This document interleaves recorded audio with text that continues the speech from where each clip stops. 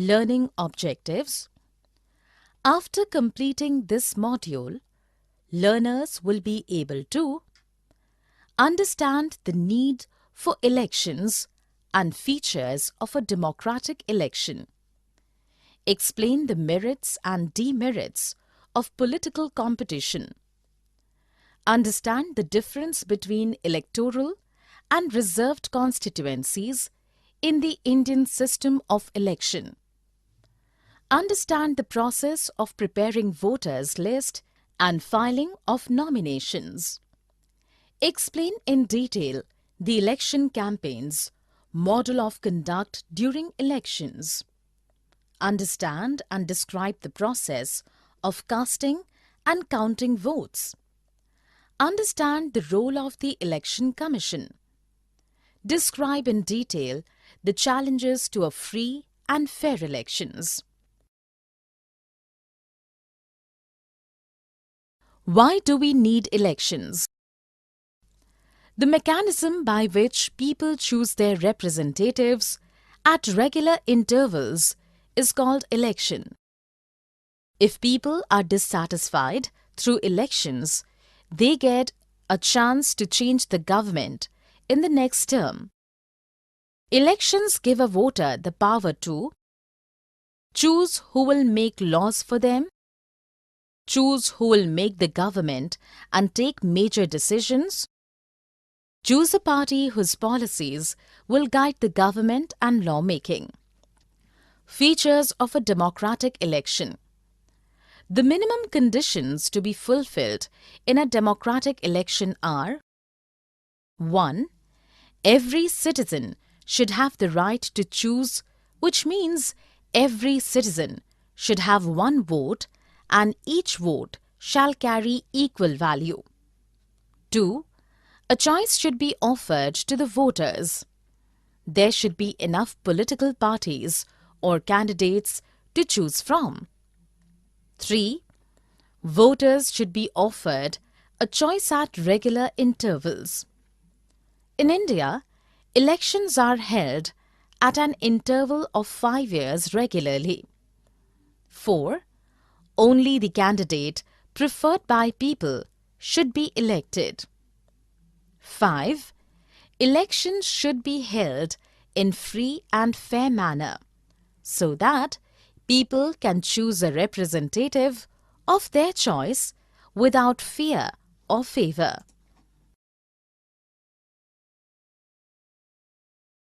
Political competition. Elections become meaningless without competition. Since there are many candidates aspiring to win the same constituency, a political competition is bound to take place. They try to win the confidence of voters through promises and incentives. Merits of political competition. Regular electoral competition provides incentives to political parties and leaders. They know that if they make promises on issues that people want to be addressed, their popularity and chances of victory will increase in the next. Due to political competition, a political party, despite its sole aim of acquiring power, will have to serve people. Failing to do so might not earn them victory in the next elections. It gives the voters a wide choice to select their representative. Demerits of political competition. It creates a sense of disunity and factionalism in every locality. Different political parties and leaders sometimes level false allegations against one another. Political parties and their candidates resort to dirty tricks to win the confidence of voters. Due to the pressure to win the elections, the leaders fail to formulate sensible long-term policies. They are solely focused on winning the elections. Some people who genuinely want to serve the country get discouraged by the unhealthy political competition.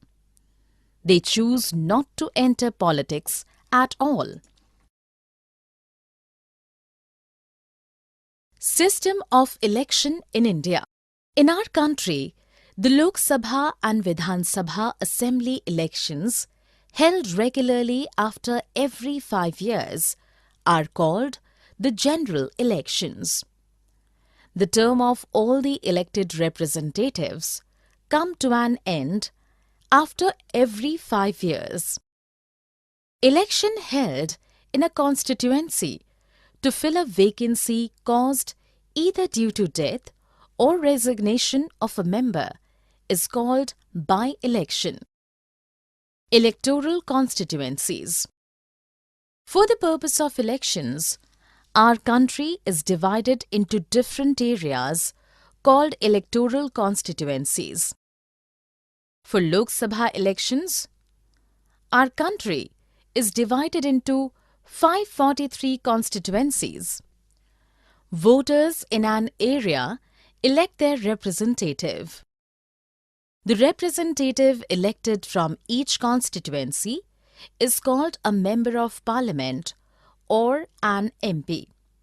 Similarly, for Vidhan Sabha elections, a state is divided into assembly constituencies, and the elected representative is called the Member of Legislative Assembly or the MLA. Each parliamentary constituency is divided into several state assemblies. The panchayats and municipal elections also follow the same pattern. Each village or town is divided into wards, which are like constituencies. A representative is elected from these wards. Reserved constituencies.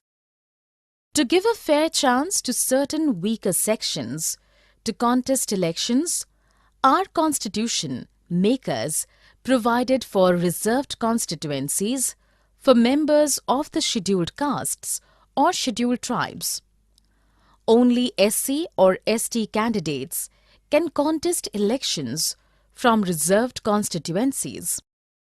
As on 1st September 2012, 84 seats are reserved for the SCs and 47 for the STs in Lok Sabha. OBCs or other backward classes get reservation in local body elections. Voters list and nomination of candidates. Voters list. After the constituencies have been finalized, a list of eligible voters is prepared for each constituency long before the elections. This list, officially called the electoral roll, is commonly known as the voters list. The voters list is updated every 5 years so that those who have attained the voting age may be included in the list, and names of those who have either moved out of a constituency or those who are dead may be deleted. The government has recently introduced the system of Election Photo Identity Card or EPIC. The idea behind EPIC is to prevent bogus voting. Though it is not compulsory as yet, identity can also be proven using driving license or ration card. Nomination of candidates. But for some rare cases of criminals, our system lays no restrictions on who can contest an election. The minimum age to contest an election is 25 years. Each party nominates a candidate, and this nomination is called party ticket. Every contestant has to fill a nomination form giving some basic details and a security deposit. Every candidate has to make a legal declaration about 1. Serious criminal cases pending against the candidate. 2. The assets and liabilities of the candidate and his or her family. 3. Educational qualifications of the candidate.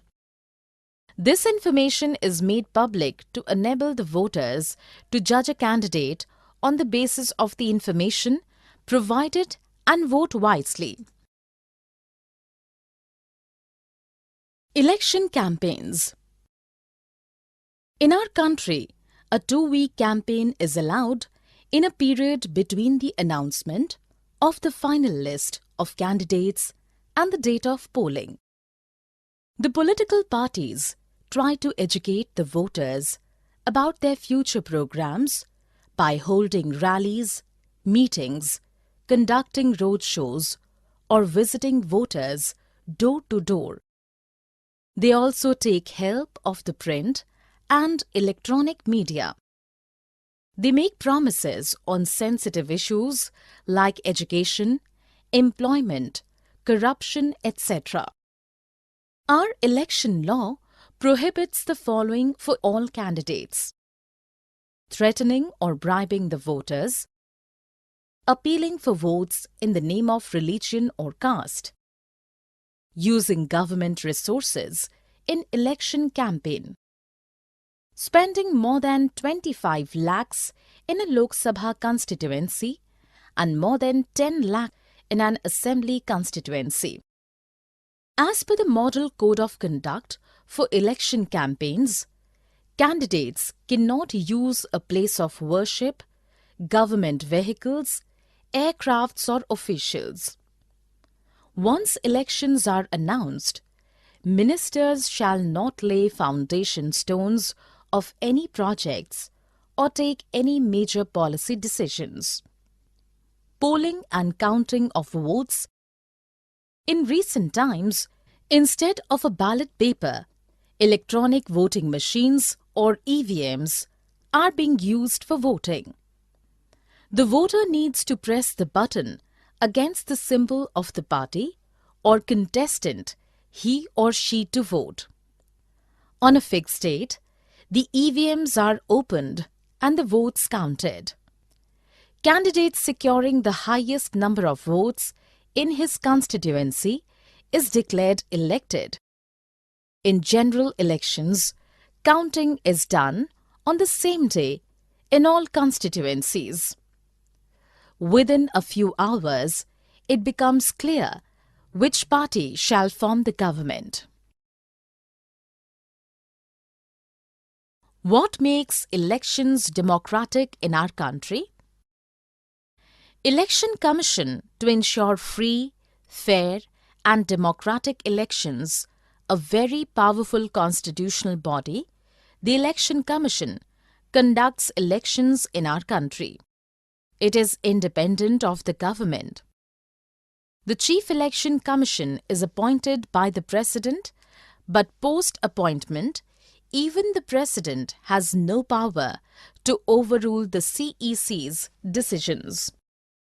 The powers of the CEC include: from announcement of the election dates to declaration of result, the CEC has complete control on the conduct of all election-related activities.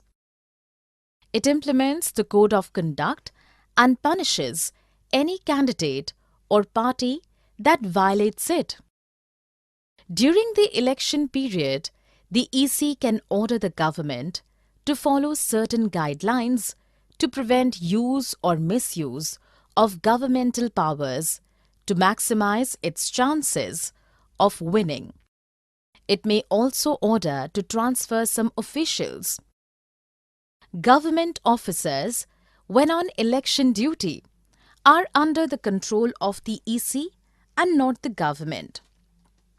The election officials might sometimes opine that the polls conducted in a certain constituency or certain polling booths were not fair. In such a case, they might order a repoll.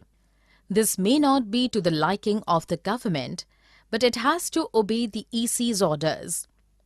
This kind of fair and democratic elections would not have been possible if the Election Commission was not an independent and powerful entity. Popular participation. If elections were not conducted in a free, fair, and democratic manner, the masses would not be enthusiastic about it. People's participation in elections is measured through voter turnout on the day of election. In India, there has mostly been a greater voter turnout of the poorer sections compared to the middle or upper class. Acceptance of election outcomes. If the elections are fraught with malpractices, chances are only those with the might of money and muscle shall win. But the reality is otherwise in our country. The results prove it. 1. Ruling parties have lost elections both at national and state level many times. 2. A large number of sitting MPs and MLAs have lost elections. 3. Despite money power, candidates have lost elections. 4. Electoral outcomes are usually accepted by the losing political party as people's verdict. Challenges to free and fair elections. Some challenges to a free and fair election are: 1. Parties with money power have an unfair advantage over smaller parties or independent candidates with less money. 2. Some candidates, despite criminal track record, are able to obtain party tickets through their political connections. 3. Some families dominating the political scene tend to distribute party tickets amongst their relatives. It promotes dynastic rule. 4. Usually, the major political parties are similar to each other in policies and practices. This leaves the voter with a poor choice. All established democracies in the world face the similar challenges in their elections. This is why there is a call for reforms in the electoral system time and again. Summary. Let us summarize what we have learned. The mechanism by which people choose their representatives at regular intervals is called election. Every citizen should have the right to choose, which means every citizen should have one vote and each vote shall carry equal value. Political competition has both merits as well as demerits.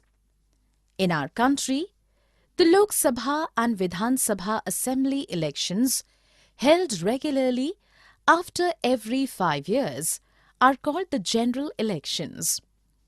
Our system of elections has electoral constituencies and reserved constituencies.